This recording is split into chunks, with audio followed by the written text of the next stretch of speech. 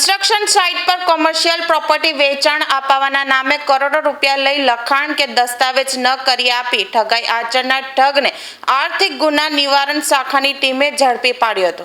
મળતી માહિતી મુજબ સુરત પોલીસ કમિશનર, અધિક પોલીસ કમિશનર સહિતનાઓની સૂચનાને લઈ ક્રાઇમ બ્રાન્ચની આર્થિક ગુના નિવારણ શાખાની ટીમ તપાસમાં હતી ત્યારે અડાજણ પોલીસ મથકમાં નોંધાયેલા ઠગાઈના ગુનામાં નાસ્તા ફરતા આરોપી પિંકેશ સુરેશ પટેલને ઝડપી પાડ્યો હતો।